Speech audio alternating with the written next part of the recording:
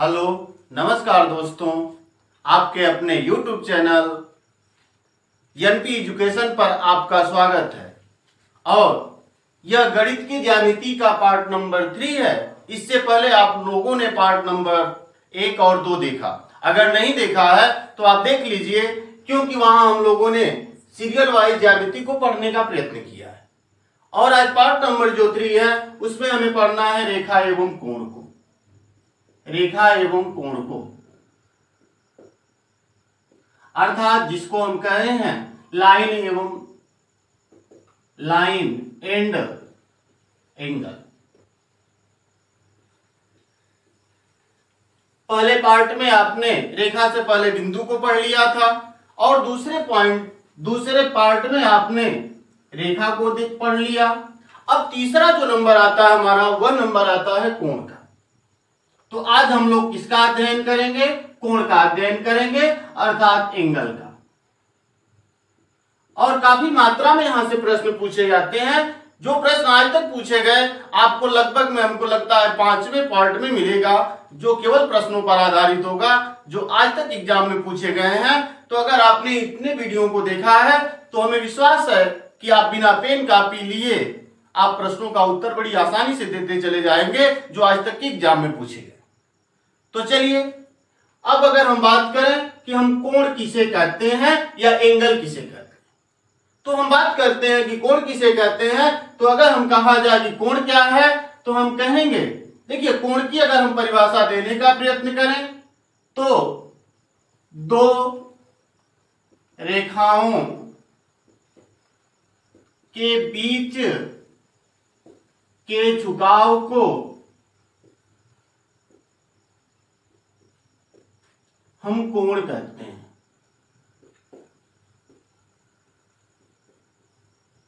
यानी कि दो रेखाओं के बीच में जो झुकाव होता है उसी को हम कोण कहते हैं। यानी कि अगर देखा जाए तो दो रेखाएं जो बीच में इनके जो झुकाव होता है, जैसे मान लीजिए एक रेखा AB है, दूसरी रेखा जो है BC है, इनके बीच में जो झुका हुआ जैसे थीटा हुआ, तो थीटा क्या है भैया? यही कोण है, यही कोण है ना, क्योंकि दो रेखाओं के बीच में क्या है? जो झुकाव है उसी को हम कोण कहते हैं।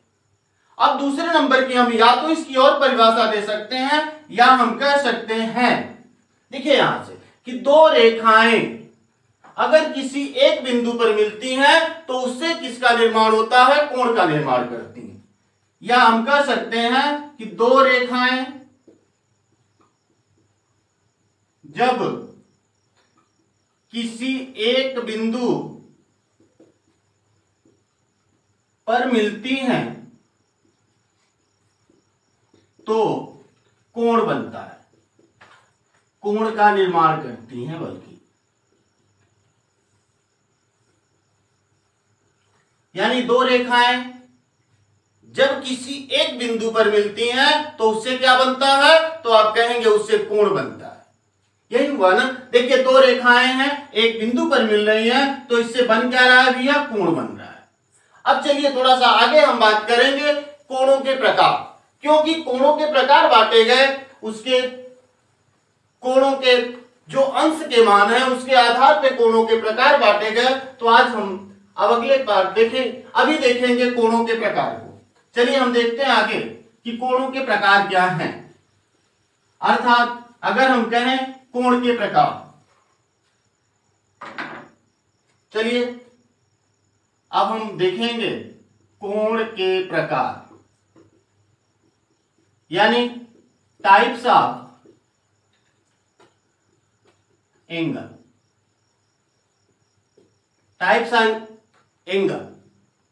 अब अगर कोणों के प्रकार की बात करें तो मुख्य रूप से हम कितने प्रकार के कोण देखते हैं? तो 6 प्रकार के, जिसमें पहला नंबर जो आता है उसका नाम है न्यून कोण। न्यून कोण जिसको हम अंग्रेजी में एक्यूट एंगल कहते हैं।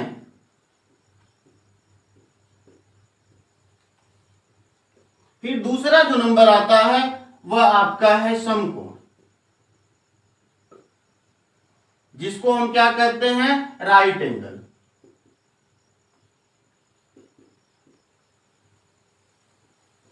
और जो तीसरे नंबर का कोण आता है वह है अधिक कोण।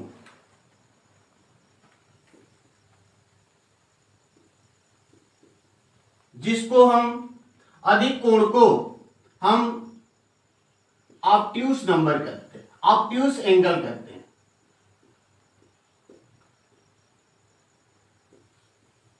फिर चौथा नंबर का कौन सा कोण आता है, तो आप कहते हैं कि सरल या ऋजु कोण हम उसको कहते हैं। तो आ जाइए, चौथे नंबर का जो कोण होगा उसका नाम क्या है भैया, सरल या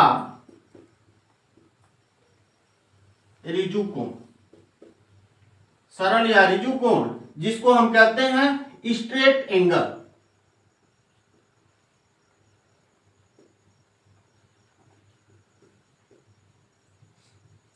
स्ट्रेट एंगल। फिर जो पांचवें नंबर पे जो कोण आता है उस कोण का नाम क्या है, तो आप कहेंगे, उसे हम सबसे बार यह पूछा गया है, बृहद पुनर्युक्त या प्रतिवर्ती कोण।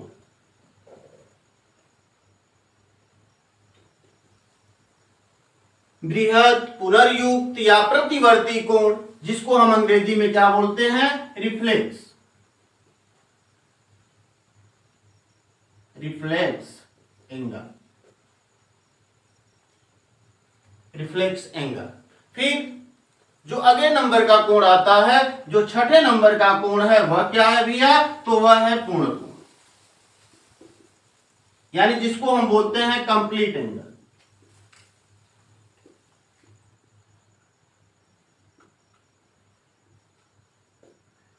तो कितने प्रकार के कोण होंगे, तो आपने कहा 6 प्रकार के कोण हुए।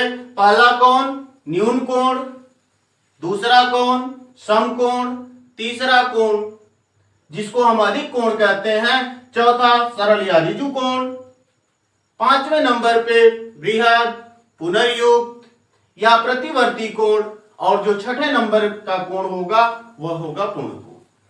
अब हम जानने का प्रयत्न करते हैं कि न्यून कोण क्या होता है, समकोण क्या होता है, अधिक कोण हम किसे कहते हैं, सरल या ऋजु कोण किसे कहते हैं, बृहद पुनर्युक्त या प्रतिवर्ती कोण हम किसे कहते हैं, फिर पूर्ण कोण किसे कहते हैं। चलिए हम लोग बारी बारी से देखने का प्रयत्न करते हैं कि न्यून कोण क्या है। तो सबसे पहले नंबर का हमारा जो होगा वह होगा न्यून कोण।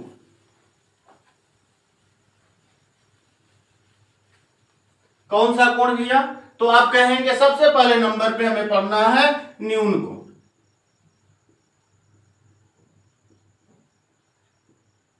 न्यून कोण। अब न्यून कोण की अगर हम बात करें तो आप कह सकते हैं कि वह कोण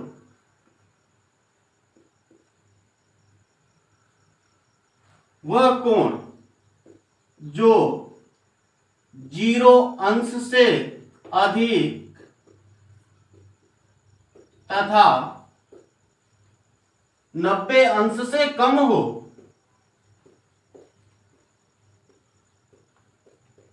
उसे हम न्यून कोण कहते हैं।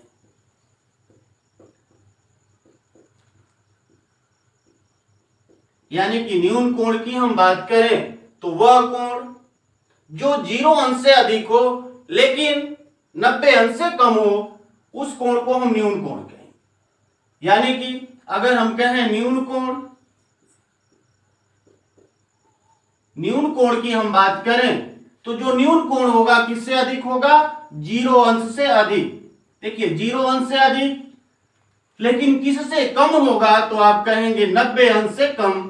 तो अर्थात न्यून कोण को हम ऐसे दिखा सकते कि वह कोण जो 0 अंश से अधिक हो लेकिन 90 अंश से कम हो, उस कोण को हम न्यून कोण कहते हैं। फिर दूसरा नंबर का जो हमारा कोण है वह कौन सा है, तो आप कहेंगे समकोण। देखिए जो दूसरा हमारा कोण है वह है समकोण, यानी जिसको अंग्रेजी में हम कह रहे थे राइट एंगल। समकोण, तो देखिए आप समकोण की बात करें तो कह सकते हैं कि 90 अंश के कोण को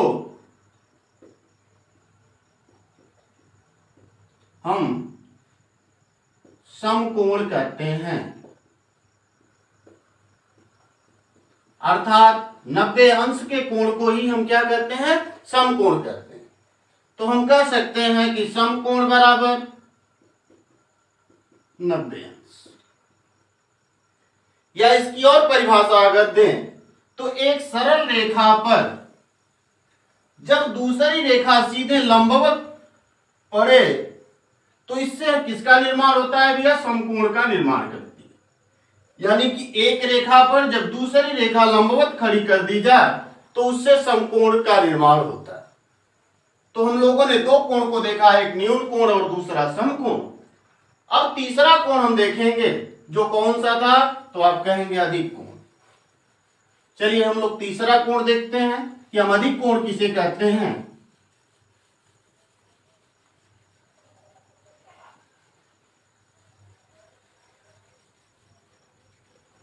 तो आइए हम देखते हैं अधिक कोण, यानी तीसरे नंबर का जो कोण, अधिक कोण। अब अधिक कोण की हम बात करें तो वह कोण जो 90 अंश से अधिक हो लेकिन 180 अंश से कम हो, उस कोण को हम अधिक कोण कहते हैं। यानी कि कहा जाए कि ऐसा कोण जो कितना 90 अंश से अधिक तथा 180 अंश से कम हो, उसे हम अधिक कोण कहते हैं।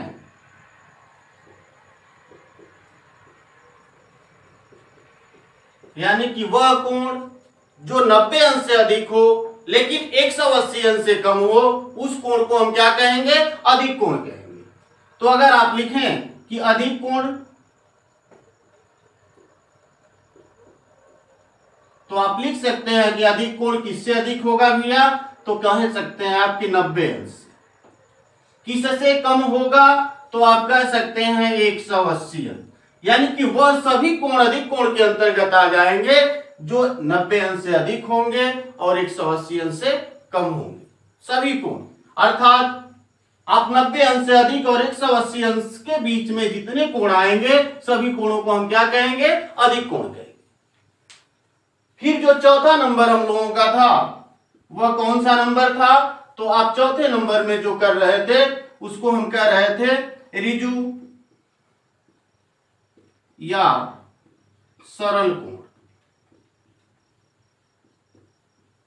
ऋजु या सरल कोण। अब देखिए ऋजु या सरल कोण क्या है, तो सीधी सी बात कि 180 अंश के कोण को हम ऋजु या सरल कोण कहते हैं।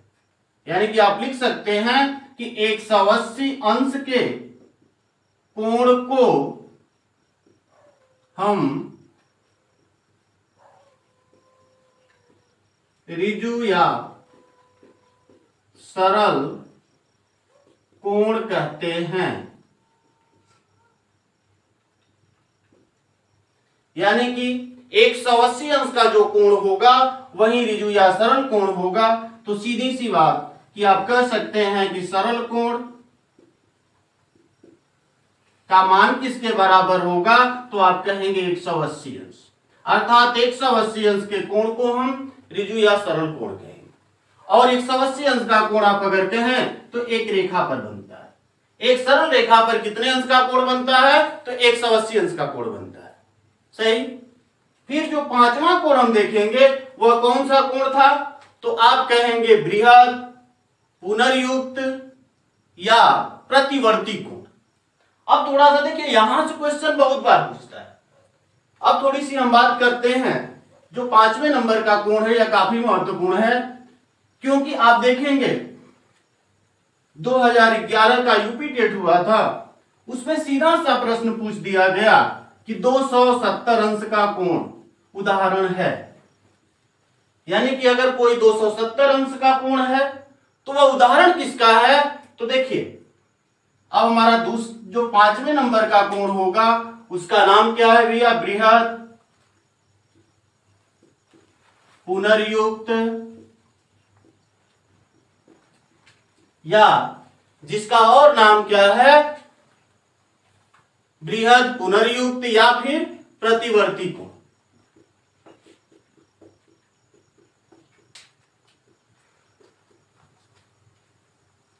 देखिए हिंदी में सबसे बड़ी समस्या होती है, कारण क्या है कि एक ही के कई नाम रख दिए जाते हैं।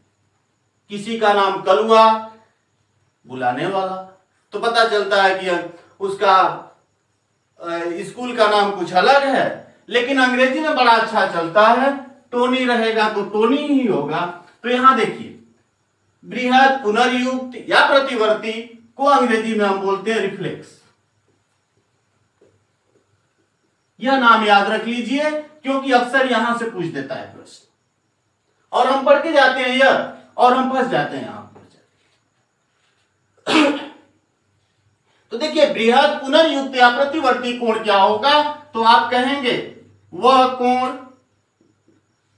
जो कितना 180 अंश से अधिक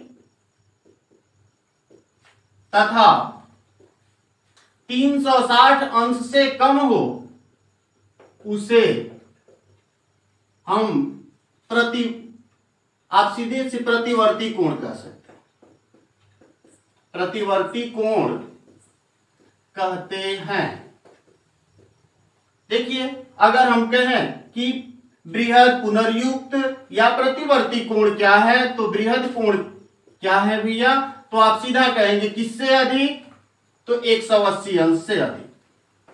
किससे कम, तो आप कहेंगे 360 अंश से कम। यही कोण क्या होगा, बृहद या प्रतिवर्ती कोण होगा, यानी कि रिफ्लेक्स एंगल होगा। सही। अब आगे हम लोग देखते हैं जो अगला नंबर है, छठा नंबर का कोण। अब देखिए छठे नंबर का जो कोण है उसका नाम है पूर्ण कोण, या इसको ही हम संपूर्ण कोण कहते हैं, जिसको कंप्लीट एंगल कहते हैं। यानी कंप्लीट एंगल क्या है, तो आप सीधी सी बात कर सकते हैं 360 अंश के कोण को हम पूर्ण कोण कहते हैं।